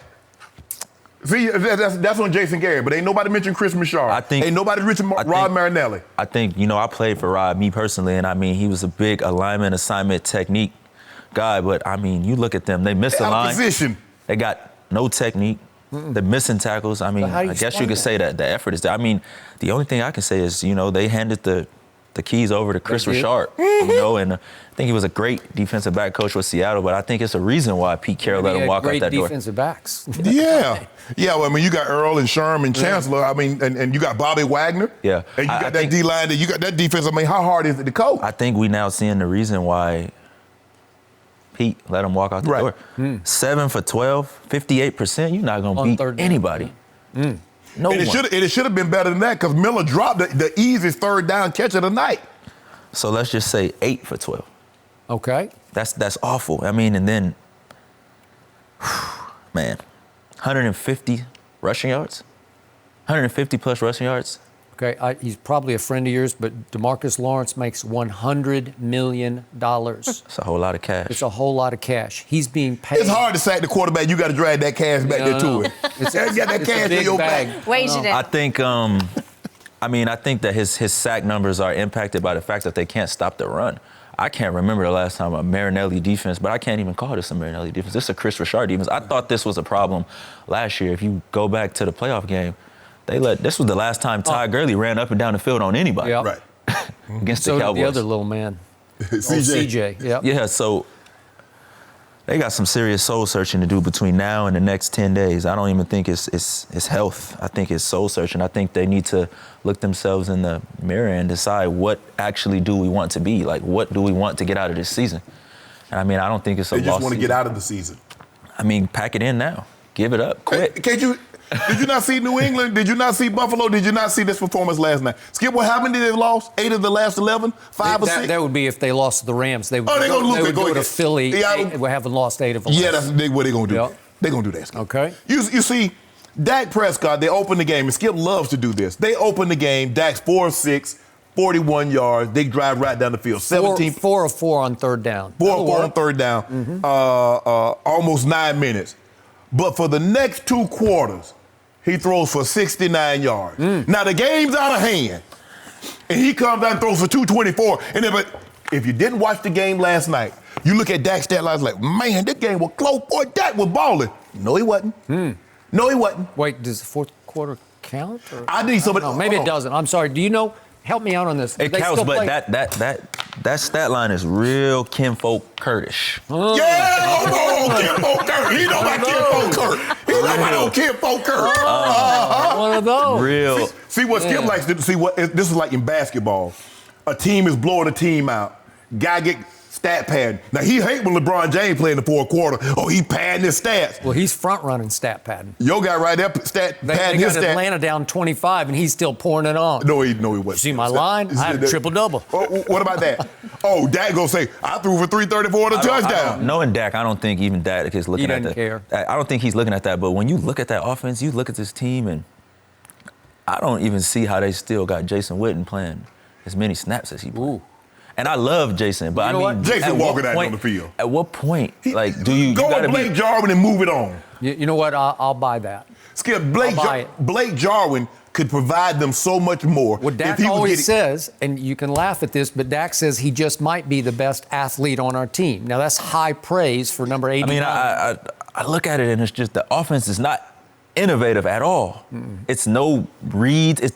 They're playing 2001 football in 2019. What am I paying my coaches for if you just gonna line up and do the same thing over and over and over? Well, Jerry hired him. Ask Jerry. I mean, but he's tired of it. You know, he's tired of paying a coach to do the same thing over and over and over. And I think at this point, he's probably thinking, I'm not gonna get a different result. Is he tired of going down there and giving press conferences and pep talks and talking to the team? I mean, that's just Jerry. I don't think he gives. He doesn't give pep talks to the team. I can count on my hands as many times as he gives pep talks. I think count on one hand how many times in 14 years I heard an owner give me a pep talk. Okay, I give you that. But I mean, when you own a team and when you own $1 billion when you buy $1 billion organization, then you make those decisions. Well, then you take that blame. Then I think that he is taking. No, he ain't taking no blame. Why you wanting to find Jason Garrett? Something you got to start from somewhere. Oh, exactly. Can't fire himself. The Cowboys tanking for a new owner. You ain't know that, did you? So now we need a voice of reason to sum all this up, and this is the only voice of reason I know at this table, you tell it. except for Jen, of course. Bottom line. I still believe in my quarterback. This team is going to go as far as Dak Prescott throws this team. I believe this team is a little better than Philadelphia. I will not be surprised if my Dallas Cowboys lose to the Rams. I'll probably pick the Rams unless something dramatically changes. I would be surprised because if they lose to the Rams, that just show you that they gave up. Okay, gave up? I mean, you at some point you got to put your. But I'm going to remind you, they can still lose to the Rams, and all they need to do is flip that switch that's hidden somewhere down in there in their guts and go to Philly and beat the Eagles and come home and beat the Redskins, and they get a home playoff game. That's all they have to do, I believe they're going to do it. I get it, but I think that the Philadelphia Eagles are a team that they live and thrive off of having a chance and having hope, and that's what's keeping their season going. Their biggest thing is we want to knock Dallas out. What's keeping their season going is they got hope. Every time they lose a little bit of hope, and I still won't be surprised if the Eagles lose one game to the Giants. One of those two. They got them twice. I don't see it. Flip the switch. I don't see it. Flip the switch. I remember my grandma used to say, boy, turn the lights on. I like, Granny, you know you ain't pay that bill. We ain't got no power. The lights ain't coming off. Y'all ain't got no power, Skip. It's over. I'm not going to go that far. Over. I'm not going to go that far. OVA. Scandrick is going one side of the mouth and the other because No. I think Philly, Dallas. No. I'm not going Philly. I wouldn't even go Philly. You know he ain't going Philly. But I'm going to be a realist. I'm going to sit here and I'm going to be real with you. Just like how you. But you can't disqualify the whole division. Somebody's going to win it. When you look at 6 for 13 for 60 yards and 30 minutes of football, that's your guy. That's a demoralizing stat. 24 in the fourth quarter, the most any quarterback has thrown for the whole year in the fourth quarter. Skip, he will not quit. My quarterback won't quit. You can say that with Tom Brady because he did something like that in the Super Bowl, and they come back and win. Your guy didn't come back and win. His receivers dropped 4 passes. Oh, my goodness. His receivers now rank 29th in yards after catch. I think right where you're going with this about the division between Dak and his receivers, that's the problem with the Dallas Cowboys. That's the essence of it? That's the problem. Because they're not playing complementary football. When they play good offense, they don't play good defense. When they play good defense, when they play good offense. Now you've talked yourself back into Philly's going to win the division. No. I don't think that. I think that Philly is just they're like a mess. Okay. I think that they don't even realize that. Okay. Who's the biggest mess, smallest mess? The biggest. Who is the smaller of the messes? Dallas. But I think Dallas is the smaller of the mess, and I still see them winning the division. Thank you. We got it. Game over. Next question. Thank you. What about, we don't say nothing about Carson Wentz and his receivers. Aguilar can't catch anything. Oh, Carson Wentz, I'll tell you one thing about him. When he got to throw over 42 passes, he about 2-14. Yeah. All right, we got like that. No mercy. All right, according to Fox Bet, the Patriots are 3.5-point favorites against the visiting Chiefs on Sunday. KC looking for some revenge after that AFC Championship loss last season. Orlando, you were on that Chiefs team last year. Who do you think wins this rematch? I'm going to go with the Patriots. I'm going to go with them close. I'm going 31-28, 27. Can that Brady offense score 31 points? I think they can. I think they can. I think that they can only because of turnovers. I think if they can get turnovers and get short fields, I think the Chiefs just rely so much on Patrick Mahomes. I think with Damian Williams being out, with the other Williams being out, and just being LaShawn McCoy. LaShawn McCoy, great player, but he had a turnover waiting to happen. You know, he carried the ball like a loaf of bread. Yep. I just think the Patriots, they got a lot to prove. I think Tom is feeling it. I think they're back at home. They're back in their backyard. And I think they've come to the realization that if we don't get some home games in our backyard, this thing really over. This dynasty might be over. Okay. I took the Chiefs. I got a different score. I got the Chiefs 31-27 because I believe the Chiefs have the type of offense, especially from the quarterback and wide receiver position, to play with the Patriots defense. Now, the Patriots, the first time they played them, Skip, it was a shootout, 43-40. They played a lot of cover two, played maybe a little single high. They go to the championship game, and it's all cover zero, and it catches the Chiefs off guard in the first half. Andy does a great job coming out in the second half, and you see they scored basically every time they got the ball. Yep. So now I think they've prepared for a little bit of everything. They've been a heavy zero team this year. They're hanging their hat on it, living and dying by it. But you saw what Deshaun Watson did with that cover zero. Well, you got a guy, I believe, that's a step above Deshaun Watson and Patrick Mahomes, boy. And those receivers, I don't know, do you really want to play cover zero with Ty Hill and Hardman? Now, what they're probably going to do is that they'll probably take Gilmore and put him on Sammy Watkins. You got him. They're going to roll coverage to Tyreek. They're not playing zero coverage with Tyreek Hill on the field. I agree. Now what you going to do with Hardman? That's the question. I think the X factor is really Kelsey. Yeah, Trav. Kelsey. Trav is the X factor. I think that last year, they were able, with Sammy not really getting going, they were able to late in the game put Steph on Travis. I don't think they can do that this game because I just don't see who they put on Sammy. But I just think that the Patriots. Did Stephon deal with Tyreek? No. He don't want no part of him. No. That's not a good matchup. But I think this is where Bill gonna show why he is Bill Belichick, 6-time Super Bowl champion. I think that he's gonna come out with something. It's gonna be a wrinkle, and if it takes a hat. If they can't run the ball, you're gonna play cover 2 or cover 4. You just you trust your D-line. They can. But the thing about playing that cover 4 is you let Tyreek get in that slot and get a free run. And he gonna run past both them quarter safeties. Oh yeah, he eat it up. So it's gonna have to be some type of combination coverage, whether it's locking up Steph on Sammy and then rolling some coverage. Right. And you just gonna have to hope that you can get some pass rush and you can get Patrick to hold that ball and pat that ball, because if he get going, I'm gonna have to eat my words. Okay. So I hope I don't have to eat my words, because before I pick my score, I just want to make this clear, because this man across from me will not buy into this. Tom Brady right now has the highest degree of difficulty of any contending quarterback. Oh boy, does he. They have little to no running game to back him up with. They're 21st in rushing. He has no single weapon that scares any defensive coordinator, not one. And if you look at these numbers, just read these in Pro Football Focus, wide receivers who are lined up, anybody lined up wide. Side of numbers. Tom Brady has the lowest passer rating in the whole league to wideouts. Now, N'Keal Harry has showed little bits and pieces, but he got doghouse the other night after he didn't come hard on that that route where it was about the fourth read across the ball, and it turned into an interception that helped turn that game around. So I don't even know if Brady trusts him anymore. So I can't really trust N'Keal Harry's going to be that guy. Inside the numbers, Brady's QB rating is 8th in the league because obviously it's Julian Edelman. Guess who leads this whole league in drops? Julian Edelman has 10 drops. It leads the league. That's unlike Julian. Okay, but he's had a history of some drop, more than you think that he does. Now, he'll make big catches at big moments, but he will drop balls. He dropped one 2 games ago against Dallas in the end zone, hit him right in the hands. Right. So they have the second most drops to Dallas, and he's got the first most drops of anybody. So think about Tom going into the game on his own confidence. Like, I can't. We can't run the ball. I don't really have N'Keal Harry to trust, and Julian drops balls. But Skip, help me out with this. Now, last year in the playoffs, they averaged 162 yards a game. They ran everybody out of the building. Nobody mentioned the rushing attack. They said Tom Brady. Now they can't run the ball. They say Tom doesn't have any help. Now, the very people that says Tom doesn't have anybody to throw to said Julian Edelman's a Hall of Famer. Now, I need you to make up your mind. Either he's a Hall of Famer or he isn't. Skip Bayless, you said he's a Hall of Famer. He's second to Jerry Rice in catches, yards, and touchdowns. That's Hall of Famers. Is this in the playoffs?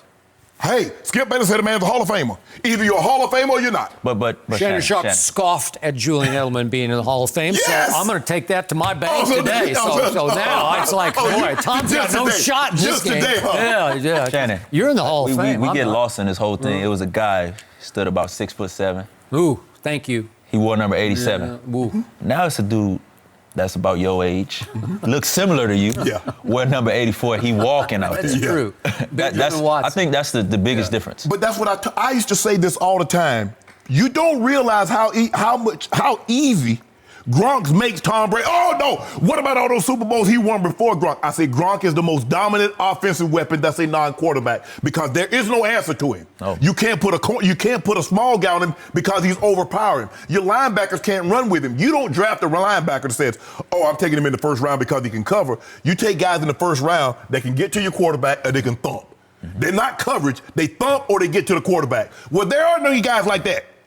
So Gronk's gone now, and under pressure, Tom Brady has the worst QBR under pressure of any quarterback in the NFL. Because he has nobody to throw to. Nobody can separate. I think those hits is taking a toll on him. But I mean, I'm not worried about Tom. He's a surgeon. That's what he just figures a way. I mean, by the way, he just speaking figures a way. of his tight end, as a collection, as a group, they have the lowest number of catches of any tight end group in the league. The league. But it shouldn't matter. Astounding. If Tom Brady can come out at pregame and point to the stands and say, I want those 3 guys from Dorchester, it shouldn't matter. Those are NFL players. He did that. He took Gunnar Olszewski right out of the stands and said, can you come catch balls for me? That's what Aaron Rodgers did with Geronimo Allison. Wait a second. No, this guy did it. These are undrafted kids. Matt Lacoste, Ryan Izzo. You don't even know who they are, right? Geronimo Allison's undrafted. But I really Lazard is undrafted. I really think you double dipping here. I think that's you out there. What? 84. No. That may be you. I think that's you. I think that's old Shay Shay.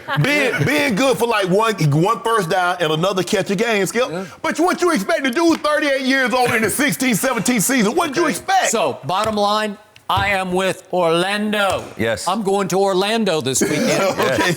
You remember last time he was here and gave you a pick? You haven't won a pick with the Eagles since that game. That's true. Ooh. So, you might be right. You might be right. This is Brady and Belichick at home in what's starting to feel like a must-win game for them to have any shot at home field. I seriously think, like, all games are must-win in New England. You hear all this about, it's not fun playing up there. We wouldn't have any fun. And then you just hear them say, we have fun in our winning. I think they get back to their winning ways. Shannon I think they Sharpe. send the Chiefs back to Kansas City. And you figure it out, Andy. We'll see you along. We're going to be here. Yeah. Okay. Tom Brady at home in the month of December in Foxborough, 35-4. At home in his regular season career, 120-18. The most dominant offensive weapon that was having so much fun said, you know what, I'm going to take this year off. That's how much fun he was having. He's 6'7", 270 pounds, the most dominant offensive force. And he said, you know what, I'm going to take the year off. I don't think he took the year off. I just think that he got to a point in his career where he wanted to move forward. But the train is still moving. It's creeping along. The train is moving. creeping along. You see it. The train is You moving. see what you see. Always early, never 19th late. in QBR. That's fine. 29th in completion percentage. 26 in average yards distance on the throw. Shane, Let's go to the bottom line, though. Yep. my bottom line. Best record. He the grand marshal in the parade. That defense carried him, and you know it. Oh, man. How many games with a game in which the defense got handled? Baltimore and Houston. What did Tom Brady do? I think that they were overmatched them 2 games. What you mean overmatched? I think they were Tom overmatched. Brady. That's Tom Brady. No, you can't overmatch Tom Brady. Come on, we're not saying that he's Jesus. That's what they say. We're not saying he's Jesus. They say he's Jesus with cleats. The man is allowed to have an off day. That was Michael Jordan, and that's it. The man is allowed to have an off day. But until you dethrone him, just go ahead and shine his crown. Hold on, wait a minute. Off Wait. days? What you mean? Hold on. I mean, when you beat the Giants and with Danny Dimes and you beat Luke Falk, come on. I need you to beat Deshaun. I need you to beat Deshaun. I need you to beat Lamar. It's December time. Oh, it's December. I forgot. It's December 1st. December. So what was December 1st? That was Sunday, right? It was Sunday, but now it's really it's December. Oh, so that's really December. It's December in Gillette now. Oh, December Gillette is December 1st ain't really December. You got to get like the 8th, the 15th, like that. Okay, I get you. No. It's December in Gillette. Bottom line, Tom Brady 27, Patrick Mahomes 24. Thank you very much. Next my homeboy ain't gonna let that happen. The real bottom line is Tom Brady 3, Patrick Mahomes 0. Ooh, that would be a bottom you think line. So? Wow. You're crazy. Okay. It's already 2. Yeah. Man. They say 3's a crowd. Okay. Yeah, the score prediction. My homeboy did his job. If he could just get some defensive help. Oh, God. He get some defensive help. He gave you the lead. I just want to know one thing, because you happen to be there. No. Hold on just a second. When my homeboy stepped off the field, were you guys losing or winning that game? We was winning. Okay, then what happened? With the defense. We had D4 line up off sides, and, that was all she wrote. Oh, you said we. So that means you were there. I was in the Chiefs. Okay, so that's what I'm talking about. I was part of that. But, I watched the surgeon. I watched this guy. Carve y'all up. He's down. After that man did what he did. 10 3 times in a row. I'm a believer. Thank you. I'm a witness. Yep. What my homeboy do? Lost. Yeah, basically courtesy of y'all be ashamed of yourself. Carry this L. I just want to know who went to my homeboy locker and say, man, I'm sorry, I let you down. Who did that? No, not me. Why not? So you was on there, let that man down. It was a collective effort. There wasn't no collective nothing. Yes, it was. Y'all cost that man a championship. It was a collective effort. Y'all should have went by his locker. You, D Ford, Chris Jones, Houston, Ragland, all y'all should have went by and shook his hand. Man, I'm sorry. I let you down. I respectfully disagree. No, I don't respectfully disagree. Great stuff this morning, gentlemen. Orlando, we're sure glad you were with us. Oh, Thank you. No mercy. Jerry Jones has stood firmly behind Jason Garrett all season, despite fans calling for a coaching change. After the loss to the Bears last night, Jerry said he would still stick with his current staff. After the game, though, Jerry didn't hold back his assessment of the loss. Take a listen. We're obviously, everybody in this huddle right here, we know that score didn't indicate how bad they beat us tonight. I don't care what the standings are, what the numbers are. We had thought that we could come up here and play a really fine football team, a good team, play a fine football game, and get our act where we're starting to look like a team that could, if we by a slim chance get in the playoffs, where we could win. This leveled out here. It's losing. So I'm not trying to be funny here, but the point is that we've got to win a football game. He never holds back, does he? Shannon, how do you interpret what Jones said? Skip, Jerry's gone about this thing 3 ways. Skip, we remember what he said after the game in New England. Yep. Talking about his coaching. He says he's been so disappointed he can't recall that where he's been this frustrated, and he shouldn't be, given the level of talent that he's given these coaches. And then in Buffalo, Skip, after that loss, he put his arms around Jason and said, hey, I've known him a football life. Trying to show love and embrace. So 1 minute, I'm going to kick you in the butt and pep you up. The other minute, okay, that didn't work. I'm going to put my arms around you. Last night sounded like a man that's resigned to the fact, Skip. I don't have a very good football team for whatever reason that may be. Because Jerry said by some slim chance. It is like, because remember, Skip, Troy said earlier in the week that Jason is talking about, I got to just keep my head down and work on Friday. And Jerry's talking about going to the Super Bowl. Now he's saying by some slim chance, we might make it to the playoff that we can do something and win a game. Sound like a man that's resigned to his fate, Skip. Sometimes, they say they call that on your final day when you know you've done something wrong and you got to make atonement for that, Skip. You got to pay the ultimate price. You took a life, you got to give yours. And they say as you come down, they call it dead man walking. Jerry sounded like Dead Man Walker, didn't he, Skip? He did? Yeah. I'm not going to go that far. Yeah, you saw the look on his face. He said, I ain't trying to be funny, guys.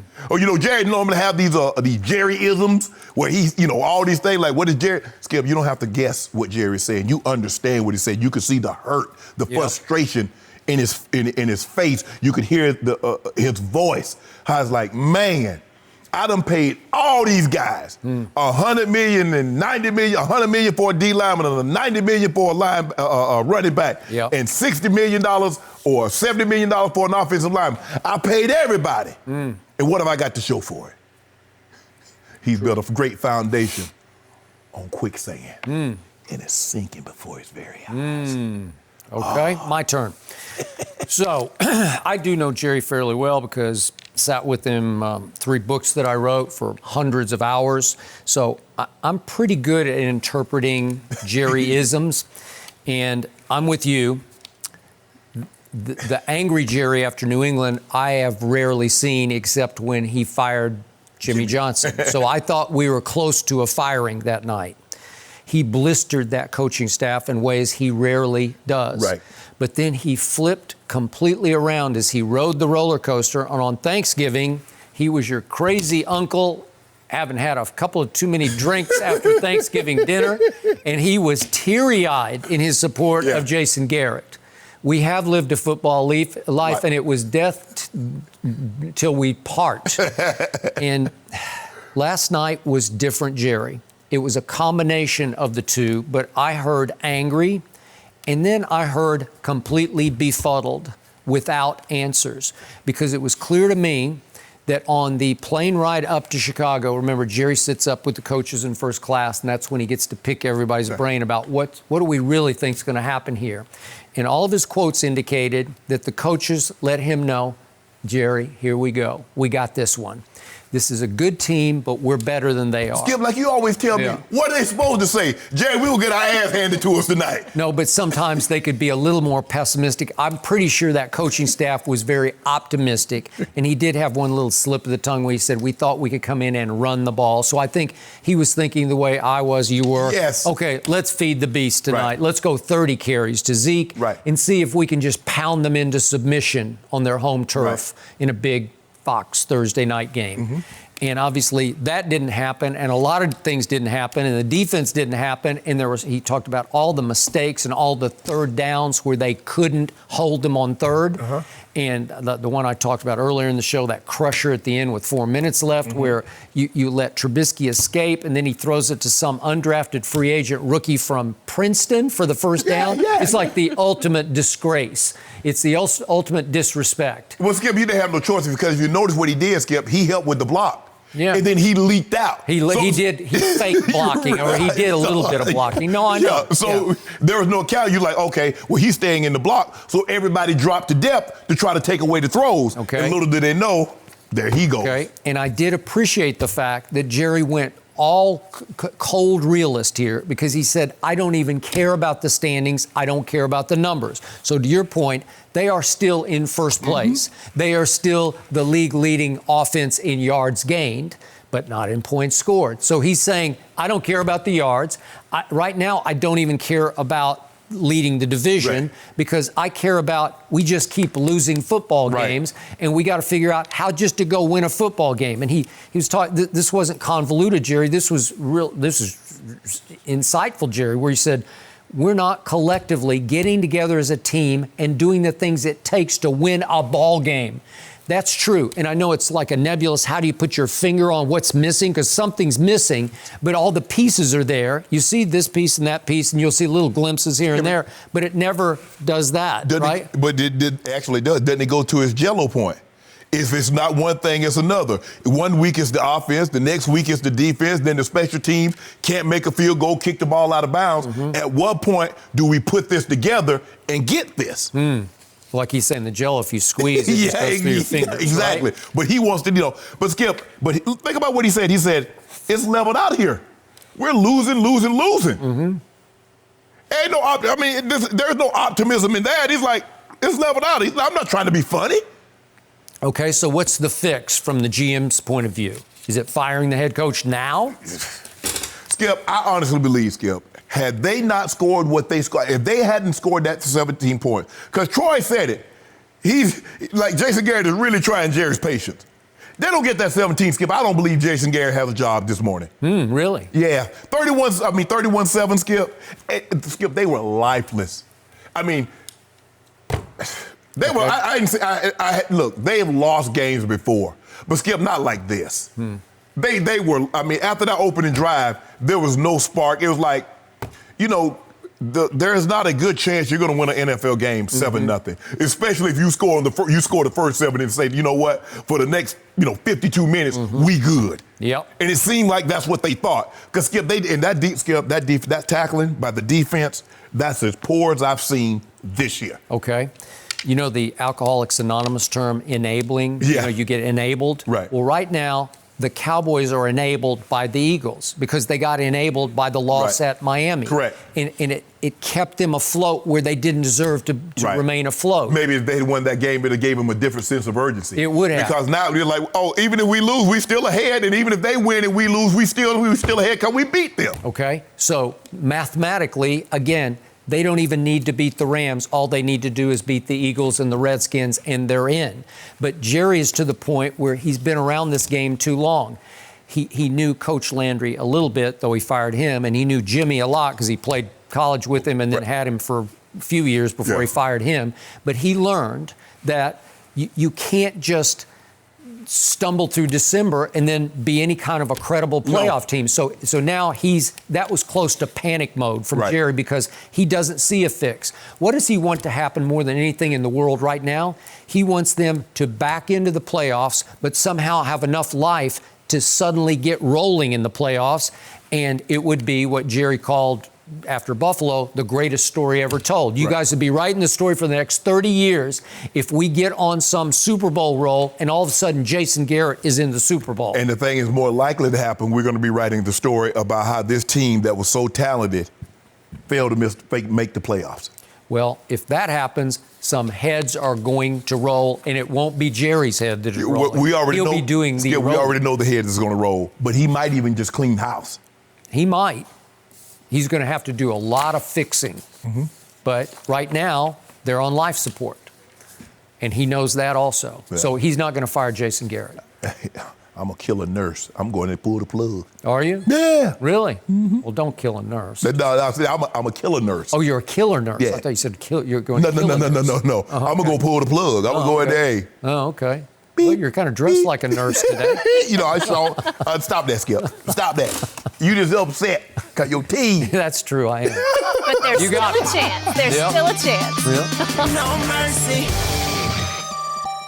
The Cowboys have a losing record for the first time this season after dropping 4 of their last 5. The loss last night to the Bears has left more questions than answers for our colleague and Hall of Famer Troy Aikman. Take a listen. Yeah, I don't know how you come back from this. I really don't, Joe. I mean, for the last 2 weeks, we've heard from them that they were going to get it going. They had a chance at home against the Buffalo Bills to finally beat a team with a winning record. That didn't happen. They got embarrassed in that game. They come here against a team that had a lot to prove but was struggling in a lot of areas, and it was the same old story. Strong words from Troy. Shannon, is he right? Not totally. Because, Skip, like you said, they're still in first in the division. They can lose another game. All they got to do is win 2 of 3. They can lose to the Rams, beat Philly, and then close out against Washington, and they win the division. They can be 8-8 and win the division. But Troy, and Skip, you can tell it pains Troy because Troy is a Cowboy. He through and through Cowboy. No doubt. And he still lives in Dallas. He still lives in Dallas.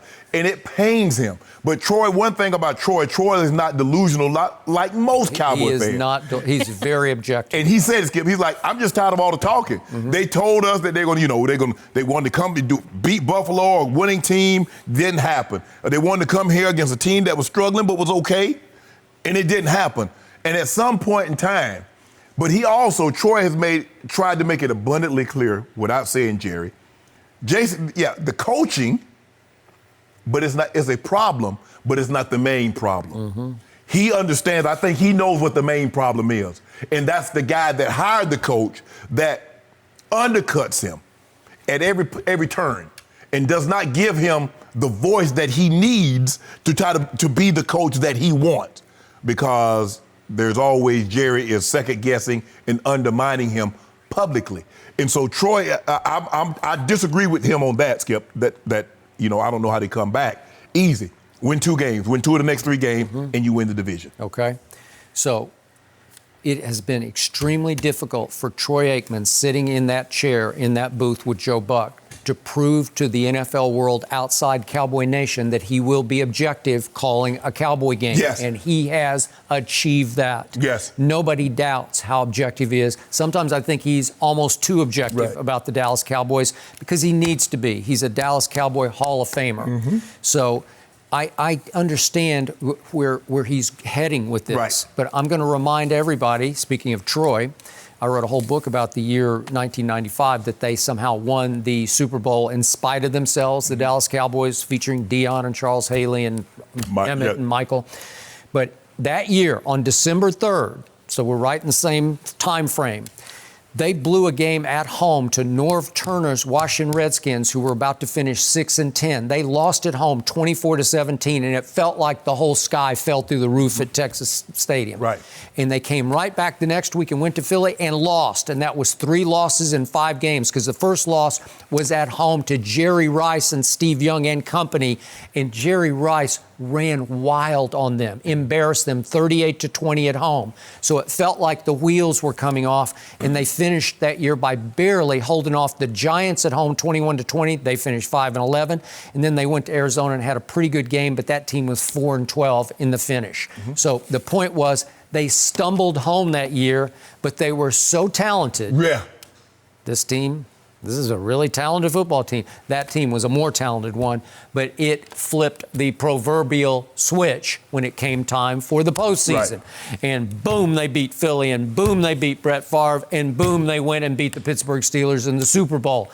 They turned it around. So obviously, no team in sports inspires more over-emotional overreaction than the Dallas Cowboys do. No team does. So today in Dallas and Cowboy Nation, the sky has fallen on everybody.